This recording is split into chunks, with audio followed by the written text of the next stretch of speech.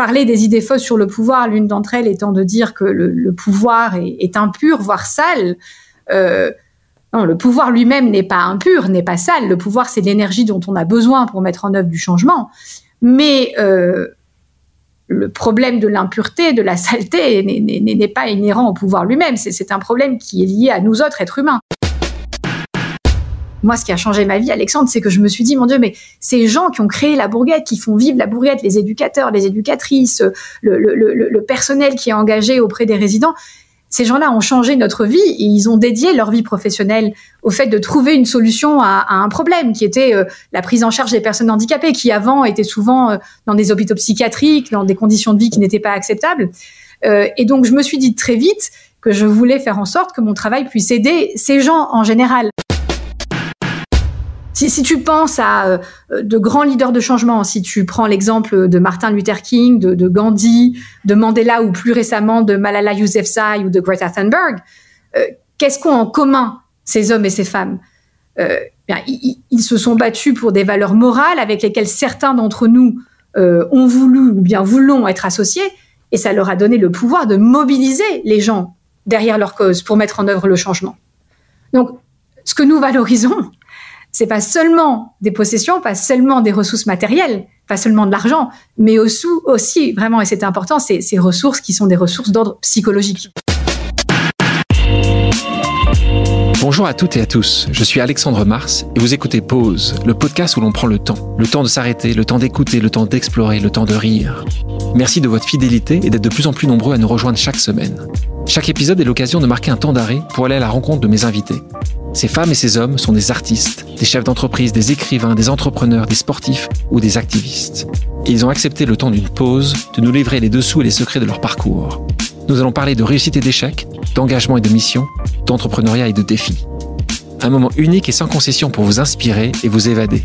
Vous êtes en pause, soyez les bienvenus. Marseillaise d'origine, mais américaine d'adoption. Mon invitée d'aujourd'hui est la papesse des sujets d'entrepreneuriat social. Professeure à Harvard, elle a notamment été influencée par le polyhandicap de sa petite sœur, via lequel elle a découvert le rôle crucial de celles et ceux qui dédient leur vie aux autres pour faire de l'innovation sociale son cheval de bataille. Le temps d'une pause, elle revient sur sa trajectoire depuis les Calanques marseillaises jusqu'à Harvard où elle enseigne depuis presque 20 ans, en évoquant son regard sur le système éducatif et sur la prise de pouvoir des individus pour faire bouger les lignes. Bienvenue, Julie Batilana. Bonjour Alexandre, merci de me recevoir. Comment tu vas? Je vais bien, merci. Les auditrices et les auditeurs ne s'en rendent pas encore compte, mais tu n'as pas d'accent, tu n'as plus d'accent. Tu l'as eu à un moment, parce que quand on parle de Marseille, quand on parle du Sud, on s'attend toujours à avoir un peu un accent chantant. Je le prends facilement. Tu peux l'avoir comme ça, tu pourrais me le... Mais bien sûr, c'est un très bel accent. Et donc, non, je te parle là comme je crois que je parlais aussi avant. Je l'ai pas perdu. T'as pas perdu. Je parle avec des gens qui ont l'accent, je le prends avec plaisir, sans doute un peu par mimétisme. Mais c'est assez amusant que tu commences par ça, parce que tu vois, tu commences par le fait que je suis marseillaise et tu parlais d'Harvard et j'ai une bonne histoire à te raconter, comme quoi je crois que la deuxième année où j'étais à Harvard et j'enseignais, un de mes étudiants qui était français vient me trouver un jour dans mon bureau, tape à la porte, entre, me regarde et me dit Professeur Batilana, j'ai une question à vous poser. Est-ce que je peux vous la poser? Je lui dis oui, bien sûr. Écoutez, et on vient de me dire que vous êtes marseillaise. Est-ce que c'est vrai? Et alors, je lui dis oui, effectivement, je suis marseillaise. Il me dit écoutez, je crois est-ce que je peux vous embrasser? Et alors je lui dis écoutez, peut-être, mais explique-moi pourquoi un tel enthousiasme et une telle réaction. Et le voilà qui me dit je suis marseillais aussi. Je n'aurais jamais imaginé qu'une femme marseillaise puisse être professeure à Harvard, à l'université. Donc, il y avait une sorte de double étonnement chez lui, le fait que je sois une femme et le fait que je sois marseillaise. Alors, je devrais préciser qu'il s'en réjouissait, évidemment. Et lui, il n'avait pas l'accent non plus, mais en se parlant, on l'a pris tous les deux. C'est marrant, parce que c'est marrant. Moi on parle de cet accent, parce que je trouve que l'accent, c'est beau, quels que soient les accents. Je parle aussi parce que c'est vrai que souvent les Français qui vont à l'étranger et qui parlent anglais, ils s'excusent un petit peu parfois d'avoir un accent français, et alors que beaucoup de gens dans le monde trouvent que l'accent français, quand tu parles anglais, est très beau, et donc voilà, c'est un peu comme quand on entend un Italien parler français, ça nous fait un peu rêver, ça nous fait voyager, donc ça aussi c'est important. Et puis moi, je le vois aussi parce que toute ma famille vient du Sud-Ouest, et c'est vrai que, comme toi, quand je retourne au Sud-Ouest et quand je parle avec des gens proches, c'est assez facile pour moi d'accentuer un peu l'accent. On parlait de tes sujets de prédilection. Professeur à Harvard, là, ça rigole plus. Hein. Harvard qui est l'école numéro 1 sur beaucoup de sujets depuis des décennies et des décennies. Avant de rentrer sur cette fierté, juste pour que tu expliques aux gens qui nous écoutent, quel est ton sujet de prédilection? Quand je parle d'entrepreneuriat social, quand on parle de tes sujets, on va parler d'un de tes livres d'ailleurs dans ce podcast. Raconte-nous, si tu dois faire comprendre à ceux qui nous écoutent rapidement ce que tu fais, ton sujet de travail, c'est quoi? Alors écoute, moi j'étudie les dynamiques de pouvoir dans les organisations et dans la société. Et ce qui m'intéresse particulièrement, c'est la question du changement. La mise en œuvre du changement, que j'appelle un changement divergent, c'est-à-dire un changement en rupture par rapport aux normes et aux structures de pouvoir existantes dans une organisation ou à l'échelle de la société. Et ce qui m'a amené à m'intéresser à ce type de changement, c'est que j'ai un intérêt fort pour les questions de justice sociale. Et donc, je m'intéresse au travail sur le terrain de celles et de ceux qui cherchent à mettre en œuvre des changements pour trouver des solutions aux problèmes sociaux et environnementaux auxquels nous faisons face aujourd'hui. Donc, on les appelle parfois effectivement des entrepreneurs sociaux. Et ce qui est important, c'est que, je le dis toujours, je suis agnostique quant à l'approche organisationnelle. C'est-à-dire que j'ai le plaisir de travailler avec et d'étudier des porteurs de changement social et environnemental qui travaillent dans des associations, qui travaillent au sein de mouvements, qui travaillent au sein d'entreprises sociales, et puis parfois qui travaillent au sein d'entreprises tout court, voire de grandes multinationales. Ces gens-là sont des intrapreneurs sociaux qui cherchent à faire évoluer les modèles pour qu'ils soient plus respectueux du développement durable et pas orientés seulement sur la maximisation des profits, mais aussi sur la performance sociale et environnementale. Merci de le préciser, Julie, parce qu'il y a beaucoup de gens qui disent moi, je ne suis pas forcément un entrepreneur, mais il y a tellement de personnes qui font changer les choses en étant dans les entreprises avec ce travail. Et tu as raison de les appeler ainsi, c'est des intrapreneurs, ils sont nombreux et c'est une valeur extrême également. J'en parlais au démarrage, la fierté qui est la mienne, mais qui n'est pas que la mienne, d'avoir des gens qui sont dans ces entités-là, dans ces grandes universités. Il n'y a pas longtemps de ça, il y a quelques mois de ça, j'avais reçu ici Esther Duflo, qui est pas si loin de toi, puisqu'elle est allée au MIT. Sans parler uniquement de fierté, mais quel est le regard que la France a pour toi, que la République française a pour quelqu'un comme toi? Est-ce que de temps en temps, il te contacte? Là, on parle de soft power. Moi, c'est un sujet essentiel pour nous. Les Jeux Olympiques, il n'y a pas très longtemps, nous ont apporté un soft power français très fort à travers le monde. Quand on a la chance d'avoir des gens comme toi, Esther, est-ce que tu es un peu contacté? Est-ce que cette partie française est fortement développée ou pas assez, selon toi, la partie soft power français de gens comme toi ou Esther? Alors, tu parlais Esther Duflo. On s'est rencontrés quelques fois. Effectivement, on n'est pas loin entre le MIT et Harvard. Et j'ai une grande admiration pour Esther Duflo. Et je continue d'être inspirée par son travail. Prix Nobel de l'économie. Qui a joué un rôle de pionnière avec ses collaborateurs sur des sujets essentiels et liés justement aussi à l'enjeu de la pauvreté et aux actions qu'on peut mettre en œuvre pour faire une véritable différence sur le terrain. J'aime beaucoup, moi, ce positionnement vraiment à l'intersection de la théorie et de la pratique, avancer sur le champ théorique pour faire avancer la pratique et régler les problèmes. Alors, les liens avec la France que j'ai, ils sont forts parce que moi, ma famille est toujours en France et on y rentre très régulièrement. Donc, je me sens très française. Je me sens aussi maintenant américaine. Je crois qu'il y a beaucoup de richesse dans cette biculturalité. Mes enfants sont franco-américains et on les élève aussi au cœur de la culture française. On essaye de le faire autant que... Ton mari est français, hein? Mon mari est français, on rentre très souvent. Écoute, ce que je peux te dire, c'est que chaque fois que je suis contactée, alors du fait de mon travail, comme tu peux l'imaginer, je travaille avec beaucoup d'entrepreneurs sociaux, les acteurs de l'économie sociale et solidaire, ceux qui sont au cœur du changement social. Donc, je suis contactée par beaucoup de ces gens-là, d'entrepreneurs sociaux, de porteurs de changement social, environnemental, qui me contactent depuis la France. Ça m'arrive aussi d'être contactée effectivement par des représentants d'autorités publiques. Ça m'arrive aussi d'être contactée par des représentants du monde de l'entreprise qui veulent faire changer et évoluer les modèles. Et chaque fois que je suis contactée, ça me tient à cœur de soutenir les projets français. Donc j'essaye de trouver le temps de me rendre disponible, d'échanger et d'apprendre de l'expérience de toutes celles et tous ceux qui me contactent. Tu es dans ce sujet de pouvoir. Tu as d'ailleurs récemment publié un livre sur le sujet du pouvoir. En français, il s'appelle « Le pouvoir pour tous », comprendre les dynamiques du pouvoir pour transformer le monde, rien que ça. Donc, tu donnes, et encore une fois, je le conseille à tout le monde, des clés. Est-ce que tu peux, justement, assez rapidement, sans vouloir donner juste envie aux gens d'acheter ce livre, mais plutôt nous parler du bilan que toi tu as fait? Comment tu le résumerais, toi? C'est un livre que j'ai coécrit avec ma collègue et amie Tiziana Cacciaro, qui est elle-même italienne, américaine, canadienne, donc aussi un profil très multiculturel. Alors, ce que je crois que je devais t'expliquer tout de suite, c'est pourquoi est-ce qu'on a écrit ce livre, en fait. Parce que c'est lié à mon travail de terrain auprès des porteurs de changement social. Donc, tu l'as compris, moi, mon objectif, c'est d'essayer, par le travail de recherche que je fais et d'enseignement, de soutenir ceux et celles qui cherchent à trouver des solutions aux problèmes sociaux et environnementaux auxquels nous faisons collectivement face.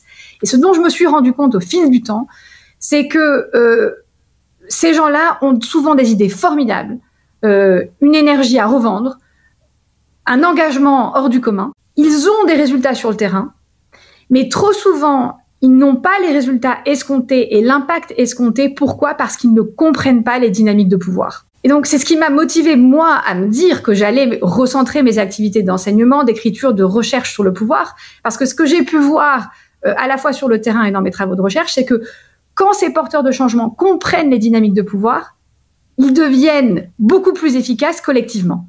Et donc, le résumé du livre, de ce point de vue-là, c'est de dire, prenons le temps de comprendre le pouvoir, démocratisons l'accès à la connaissance sur le pouvoir pour que chacun et chacune puisse avoir l'impact auquel nous aspirons, que ce soit dans notre communauté, dans notre organisation ou dans la société. Et donc, moi, ce que j'ai vu au quotidien et que je vois encore, c'est que les gens ont des idées fausses sur le pouvoir, qu'ils ont de fait très vite assez tendance à dire « Oh là là, le pouvoir est sale, le pouvoir est seulement pour les gens qui sont au sommet, ceux qui ont du pouvoir ont des caractéristiques personnelles que je n'ai peut-être pas. » Et donc, ils se disent « Au fond, le pouvoir, c'est pas pour moi, mais c'est pas plus mal parce que comme ça, je ne vais pas me salir les mains. » Sauf que c'est là un problème majeur parce que si on considère que le pouvoir n'est pas pour soi, on ne pourra pas avoir l'impact escompté et les frustrations vont émerger, on va laisser les autres décider à notre place.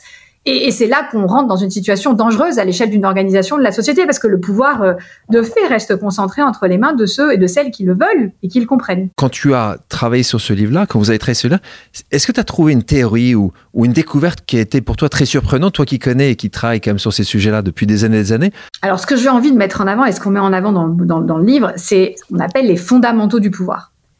Et je vais te dire que je suis prête à signer un document maintenant qui dirait que les fondamentaux du pouvoir étaient les mêmes il y a des milliers d'années quand les êtres humains essayaient de commencer à s'organiser pour vivre ensemble sur cette planète. Et je signerai aussi le document disant que ces fondamentaux du pouvoir seront les mêmes tant qu'il y aura des êtres humains sur cette planète, à supposer qu'on arrive à s'organiser justement collectivement pour sauver notre planète. Alors, quels sont les fondamentaux ? Le pouvoir, Alexandre, c'est la capacité d'influencer les comportements d'autrui. Mais la vraie question, c'est d'où vient le pouvoir ? Et c'est là que les gens ont des idées fausses et préconçues. Ils se disent, oh, le pouvoir, c'est peut-être l'apanage de ceux qui ont du charisme, ou c'est l'apanage de ceux qui sont au sommet de la hiérarchie. Et puis, comme je te disais, ils se disent aussi, mais après tout, en plus, le pouvoir est sale. Est-ce que j'ai vraiment envie de répondre à la question ? En fait, la réponse à cette question, d'où vient le pouvoir, elle est essentielle et elle est assez simple. Et c'est là l'élément clé. Le pouvoir réside dans le contrôle de l'accès aux ressources que les autres valorisent. Alors, qu'est-ce que ça veut dire ? Ça veut dire que j'ai du pouvoir sur toi si je contrôle l'accès à des ressources que tu valorises. Et dans le même temps, tu as du pouvoir sur moi si tu contrôles l'accès à des ressources que je valorise. Donc, ce que ça veut dire, et c'est assez simple, mais c'est absolument clé, c'est que le pouvoir est toujours relationnel et qu'il peut changer dans le temps et qu'il dépend évidemment de ce à quoi tu as accès, de ce à quoi j'ai accès et de ce que tu valorises et de ce que je valorise. Et une fois qu'on comprend ce principe, on peut lire les relations de pouvoir dans tous les secteurs et on est équipé pour mettre en œuvre du changement. Donc, et ça, pour toi, selon ce que tu valorises, tu parles souvent des contextes aussi. Tu dis du contexte à la maison, le travail, la société. Pour toi, ça c'est partout pareil. Quel que soit le contexte, ça s'analyse de la même manière. Alors, quel que soit le contexte, les fondamentaux du pouvoir restent les mêmes. Ils restent les mêmes dans le temps, dans les différents lieux géographiques, au travers des différentes cultures. Le principe fondamental reste celui du contrôle de l'accès aux ressources que les autres valorisent. En revanche, ce qui change d'un contexte à l'autre, c'est évidemment ce que les gens valorisent. Je peux donner un exemple qui, je pense, est très parlant et qui est une belle histoire. En écrivant ce livre, on a interviewé des centaines d'individus dans le monde pour donner vie aux résultats de notre recherche et puis à la recherche en général sur laquelle on s'appuie. Et on a parlé à des chefs d'État, on a parlé à des PDG, on a parlé à des syndicalistes, on a parlé à des militants, on a parlé à des ouvriers, des ouvrières qui travaillent dans des usines, on a parlé à des gens très éduqués, des gens qui n'avaient jamais eu d'éducation mais qui ont un impact important dans leur communauté. Et si tu me demandes quelle a été pour moi l'une des rencontres les plus marquantes, c'est la rencontre que j'ai eu la chance d'avoir avec Nezuma Njoubé. Nezuma Njoubé, c'est une femme qui vit dans une région rurale reculée de Tanzanie. Et quand on s'est rencontrés, j'ai parlé avec elle. Elle m'a expliqué, elle m'a dit, Julie, quand je grandissais dans mon village, dans ma communauté, mon rêve, c'était de devenir enseignante, c'était de devenir médecin, mais je n'ai jamais pu aller à l'école. Et puis, dans la conversation, est venu le moment où je lui ai posé la question de son pouvoir. Et là, elle m'a dit, mais Julie, je crois que pendant la plus grande partie de ma vie, je me suis sentie impuissante.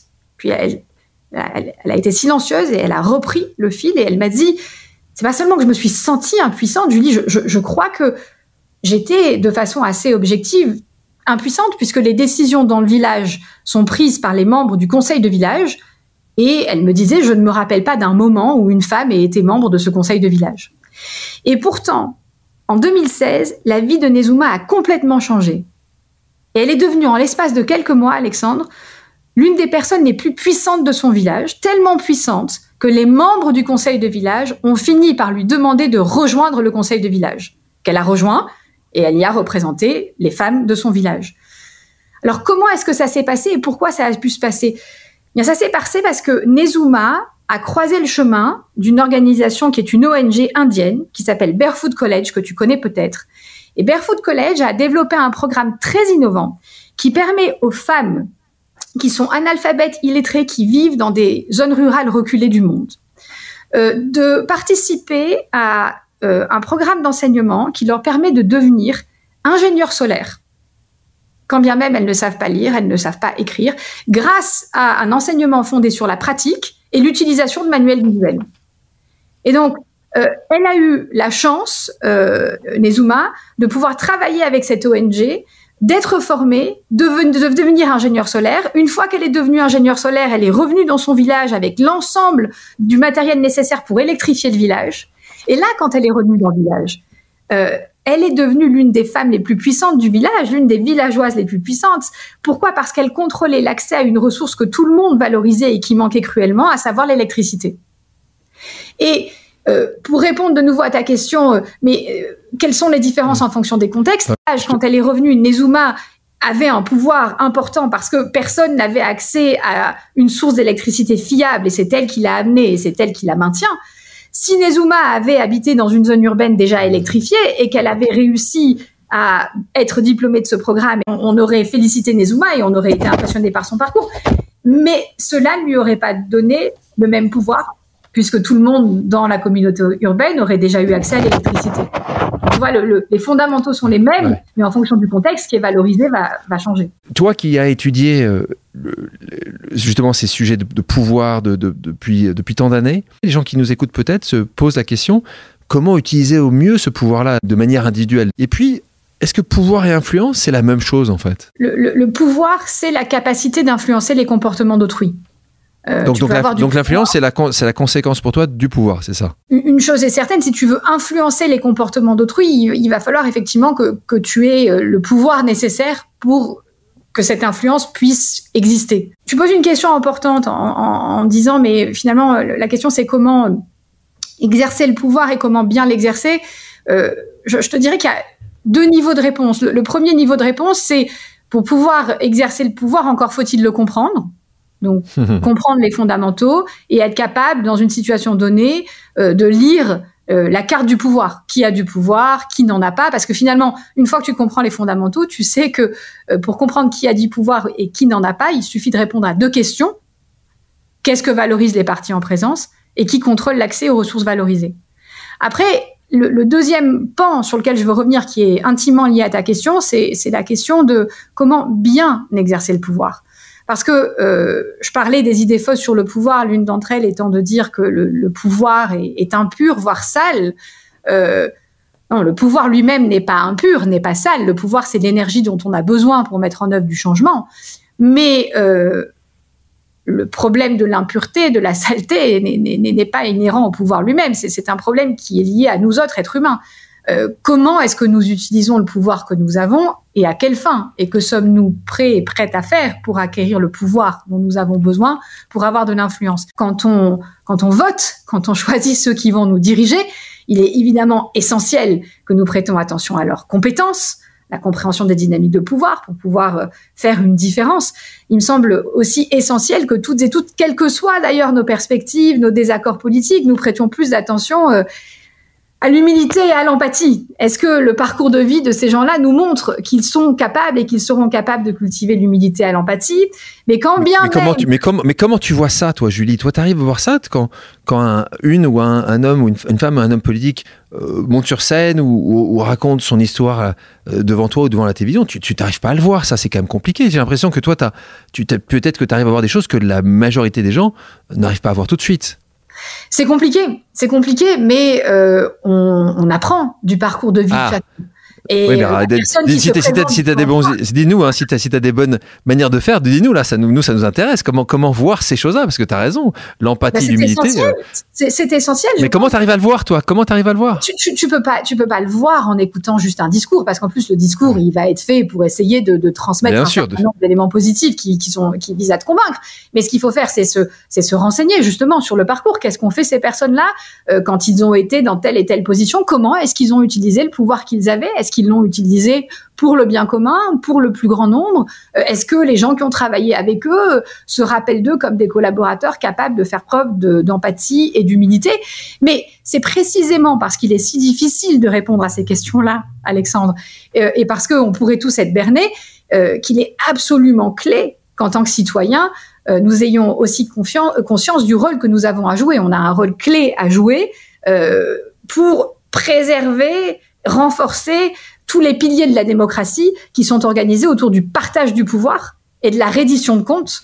Il est absolument essentiel que ceux qui sont au pouvoir ne concentrent pas tout le pouvoir entre leurs mains. Je pense que c'est sain pour un pays, pour un département, pour une ville, pour une organisation, que de voir de nouveaux dirigeants émerger, de nouvelles dirigeantes émerger, et ça nous permet aussi de nous protéger, encore une fois, des abus de pouvoir. Donc là, pour moi, la question du partage du pouvoir et des redditions de comptes, c'est une question à la fois pour la démocratie en général, mais c'est une question à l'échelle de toutes les organisations. Je vois pas ce point-là autant un sujet, en tout cas, au niveau de l'entreprise. Toi, enfin, au niveau des petites et moyennes entreprises, c'est peut-être différent pour les grandes entreprises. Tu crois pas? Moi, ce que je crois qu'il y a un point pour tout type d'organisation, Alexandre, c'est, oui, quand même, ces deux piliers, partage du pouvoir et reddition des comptes. Et je vais te dire pourquoi. Parce que je suis absolument d'accord avec toi. D'abord, les entrepreneurs, les chefs d'entreprise, moi, je travaille avec beaucoup d'entre eux au quotidien, beaucoup aussi d'entrepreneurs sociaux, mais de chefs aussi de petites et moyennes entreprises. Comme tu dis, on est dans le dur, on fait beaucoup d'entre eux sont excessivement dévoués, fiers de travailler avec les employés avec lesquels ils travaillent, qui eux aussi sont heureux de travailler dans ces organisations. Mais ce que je vois, moi, dans mon travail auprès des entreprises, c'est que les entreprises qui arrivent à poursuivre des objectifs à la fois financiers, sociaux et environnementaux, qui arrivent à garder le cap de cette poursuite d'objectifs multiples, qui est difficile, mais qui est ce dont on a besoin pour l'entreprise de demain, eh bien, ces entreprises qui gardent le cap, elles ont deux éléments clés. D'abord, une culture hybride, c'est-à-dire qu'elles veulent faire bien au niveau financier, mais elles veulent aussi atteindre des objectifs de performance sociale et environnementale. Et d'autre part, elles ont des processus de prise de décision et des modes de gouvernance dans leur organisation qui sont plus démocratiques. Et qu'est-ce que ça veut dire? Ça veut dire que ce sont des organisations dans lesquelles les employés ont la possibilité de peser avec les dirigeants de l'entreprise sur les grandes décisions stratégiques qui vont être prises.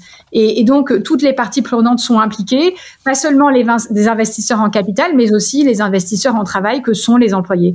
Et donc, je pense de ce point de vue-là, je reviens à ce que tu disais, que l'enjeu, c'est peut-être pas de dire, évidemment, un chef d'entreprise ne peut pas rester à la tête de son entreprise plus que tel nombre d'années. Non, on n'est pas sur des mandats politiques comme on est dans un système démocratique, mais que les entreprises doivent aussi se démocratiser pour pouvoir mieux poursuivre les objectifs sociaux, environnementaux et financiers.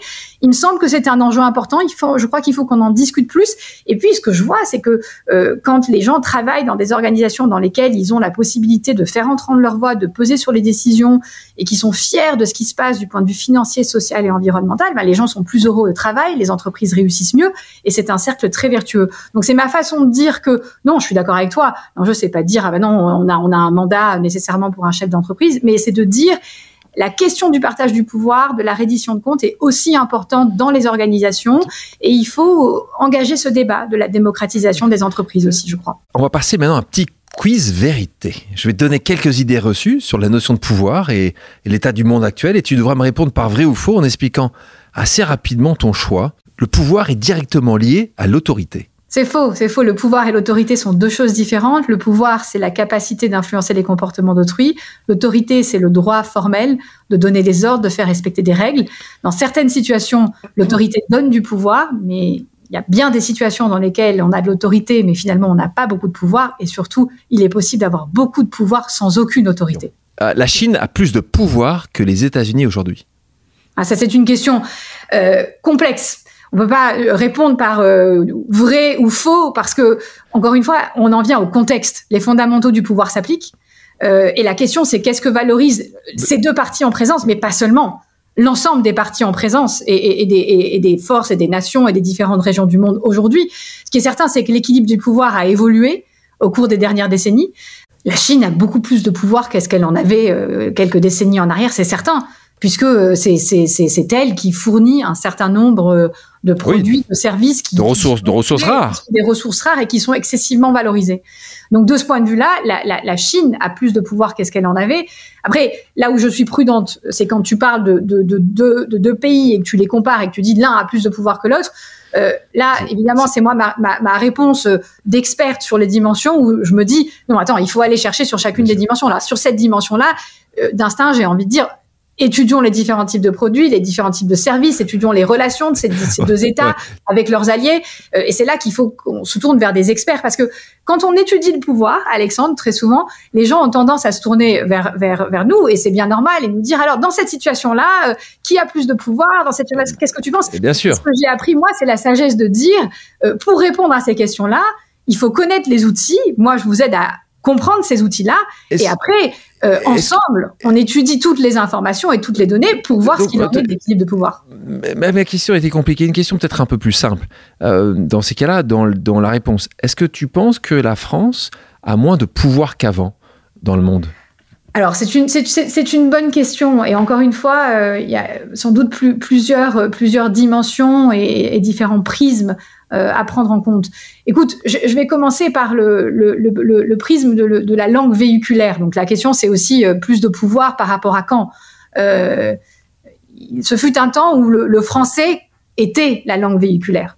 Le français, aujourd'hui, n'est plus la langue véhiculaire. La langue véhiculaire, aujourd'hui, c'est l'anglais. Donc, de ce point de vue-là, du point de vue de la langue, oui, on a perdu du pouvoir qu'on avait puisque on est passé d'une langue véhiculaire à une autre.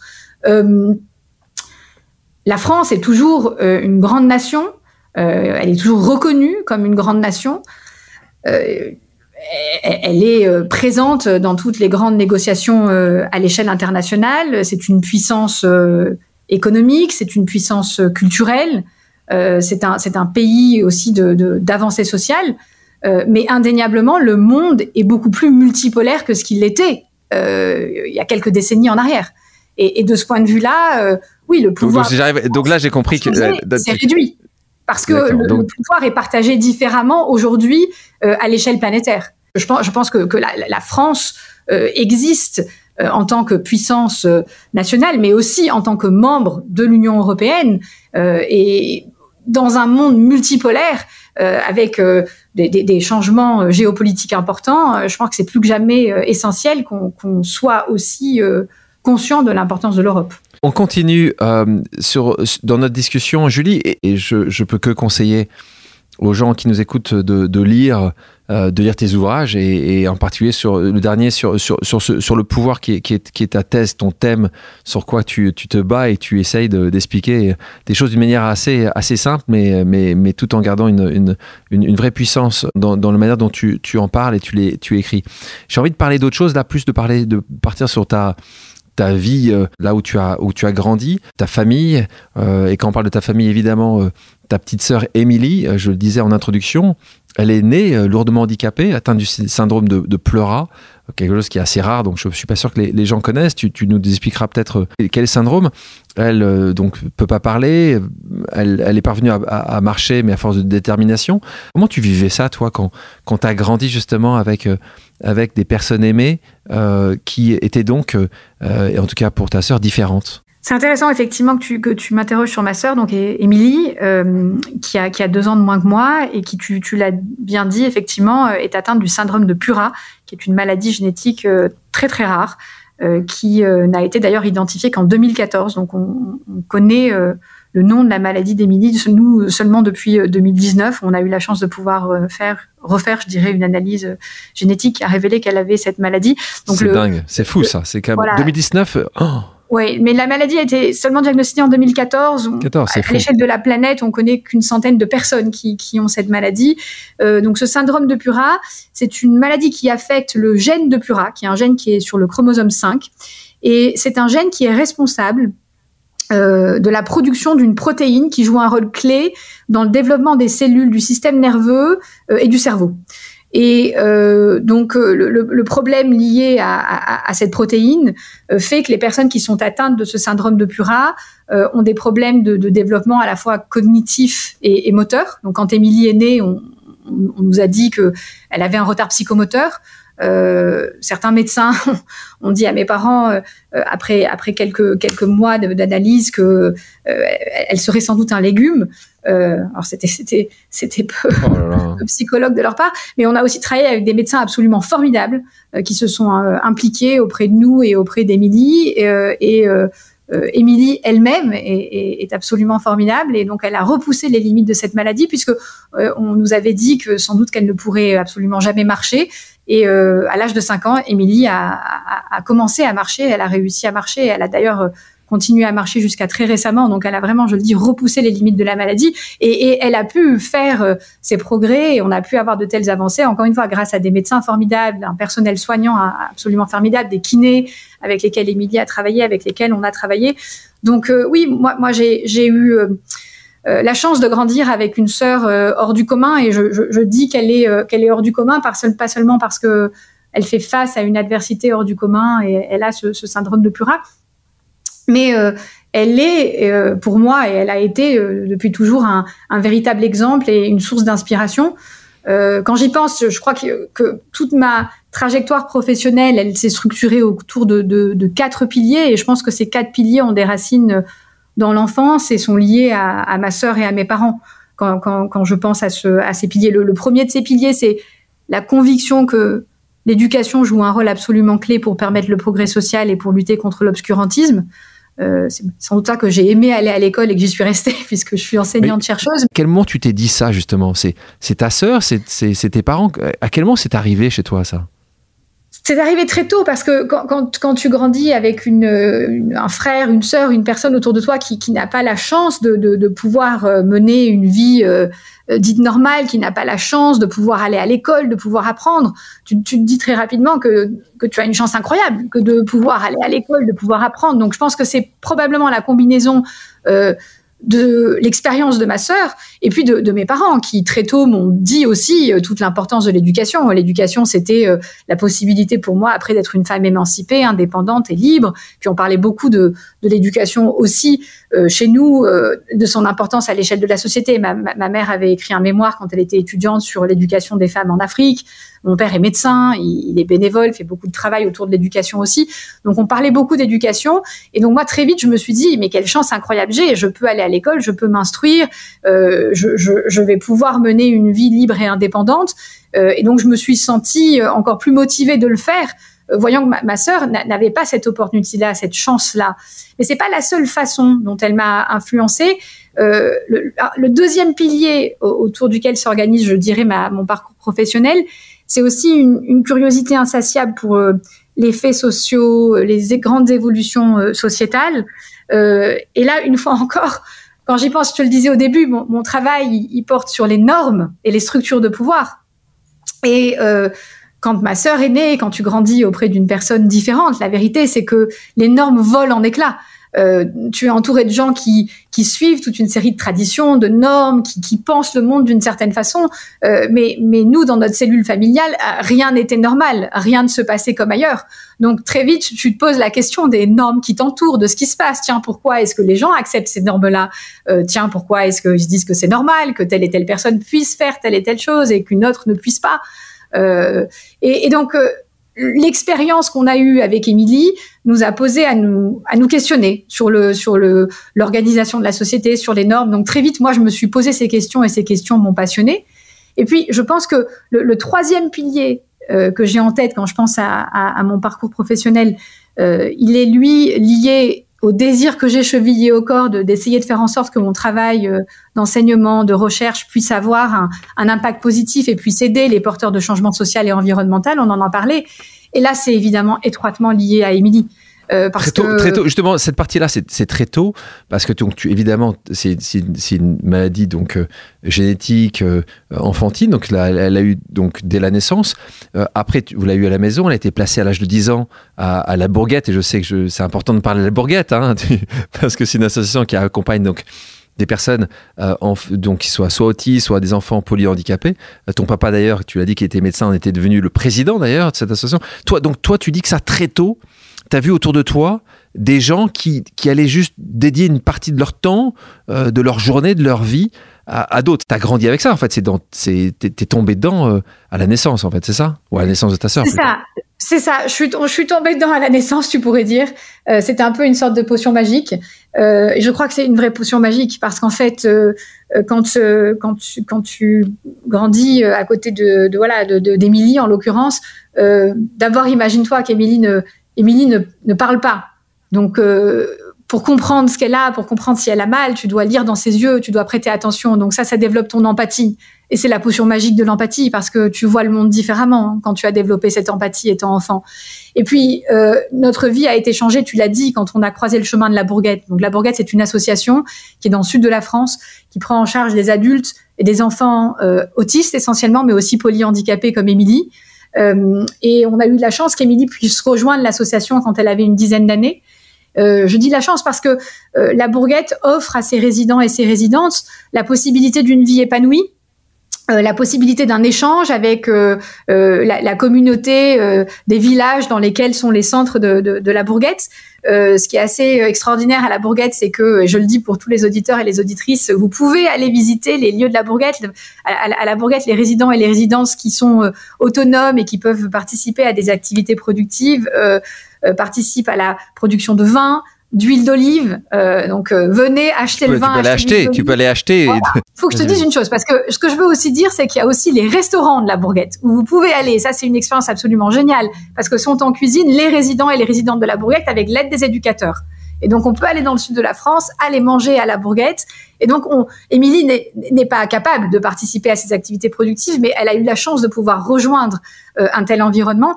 Et oui, moi, ce qui a changé ma vie, Alexandre, c'est que je me suis dit, mon Dieu, mais ces gens qui ont créé la Bourgette, qui font vivre la Bourgette, les éducateurs, les éducatrices, le personnel qui est engagé auprès des résidents, ces gens-là ont changé notre vie et ils ont dédié leur vie professionnelle au fait de trouver une solution à un problème qui était la prise en charge des personnes handicapées qui avant étaient souvent dans des hôpitaux psychiatriques, dans des conditions de vie qui n'étaient pas acceptables.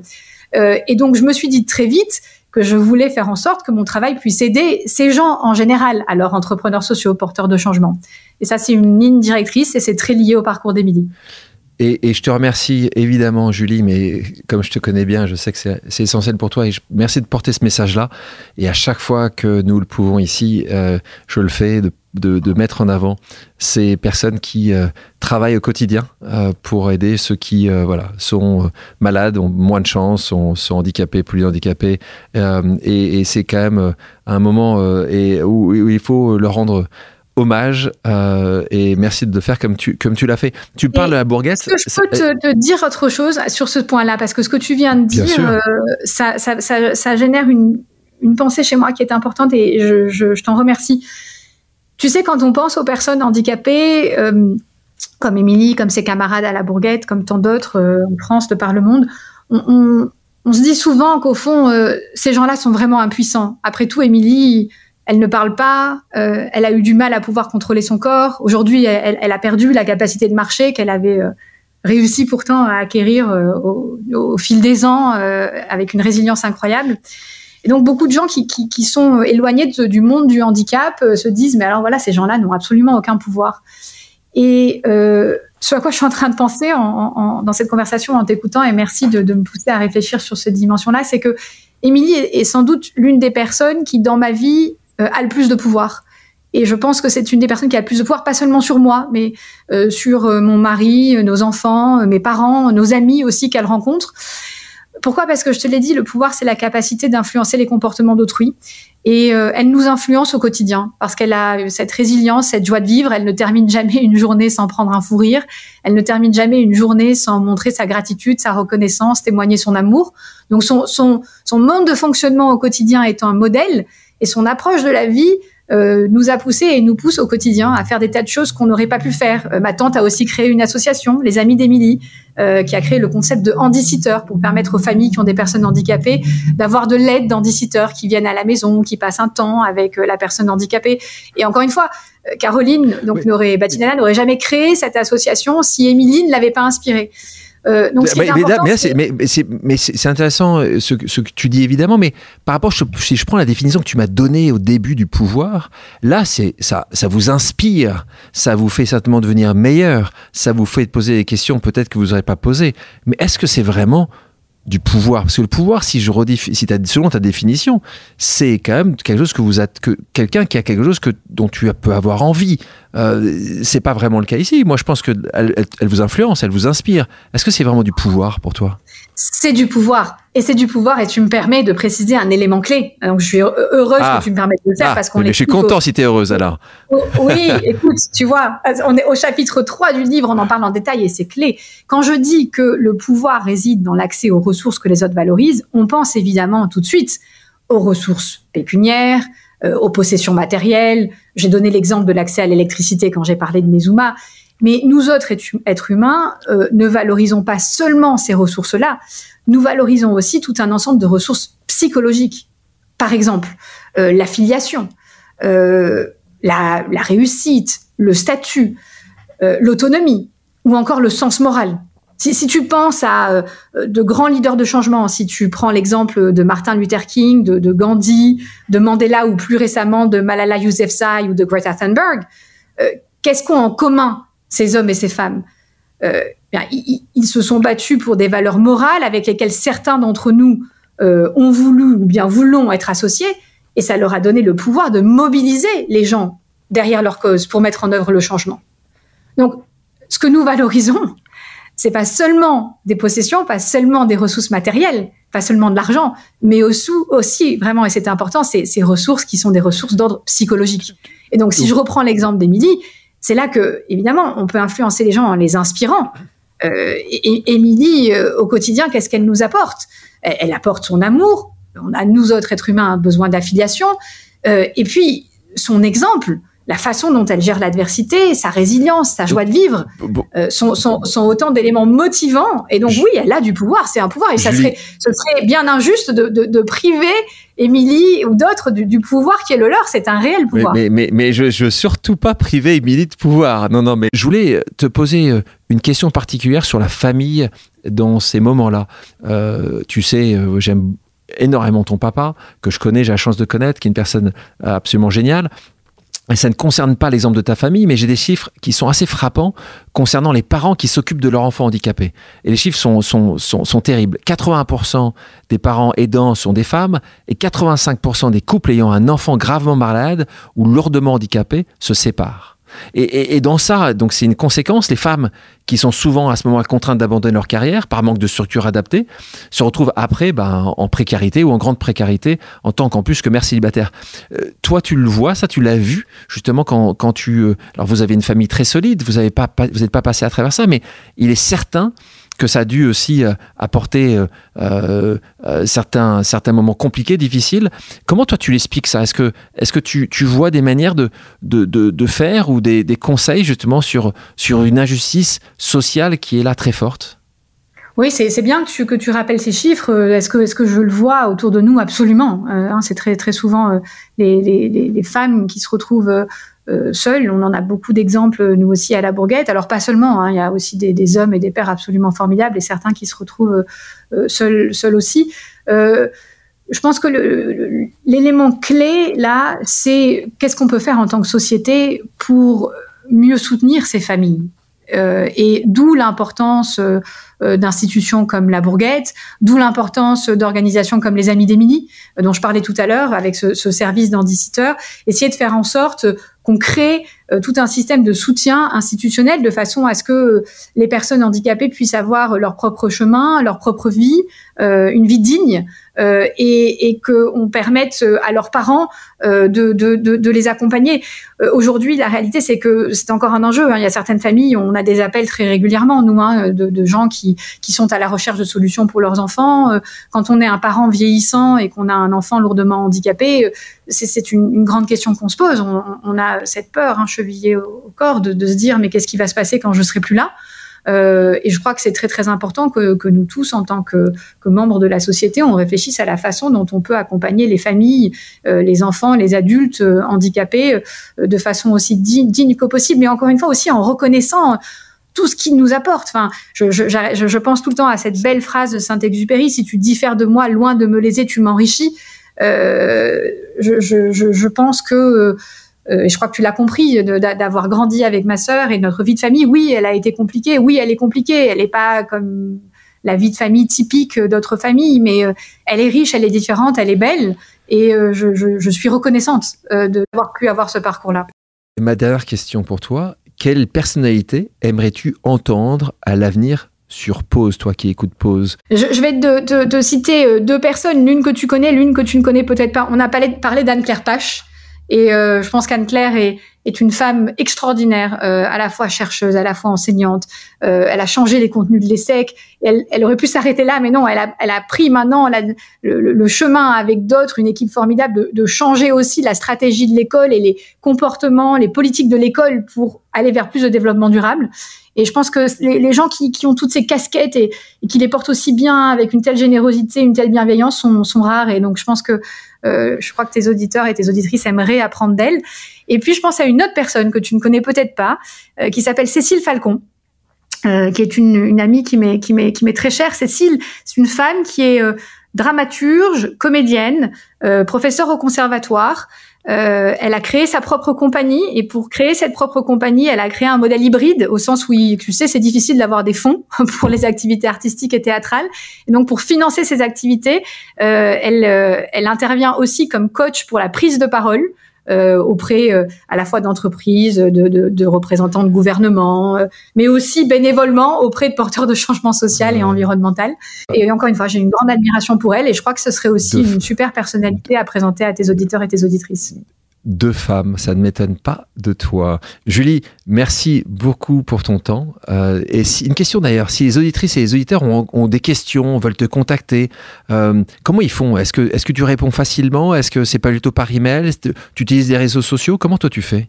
Écoute, j'utilise juste la plateforme de LinkedIn pour les réseaux sociaux, sur laquelle je reçois des messages et j'essaye toujours d'y répondre, parce qu'il s'avère que j'ai aussi créé des cours en ligne que prennent des gens que je ne rencontre pas mais qui me contactent, et c'est super de pouvoir échanger avec eux, de voir comment ils utilisent ces contenus pour leurs projets au quotidien.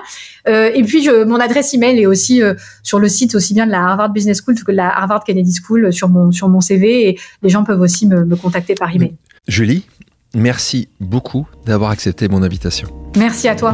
Merci à tous d'avoir pris le temps de faire une pause avec nous sur RCJ. J'espère que l'émission vous a plu, inspiré ou fait réfléchir. Si c'est le cas, je compte sur vous pour soutenir Pause sur radio-rcj.info ainsi que sur toutes les plateformes d'écoute. À bientôt sur RCJ pour un nouvel épisode de Pause.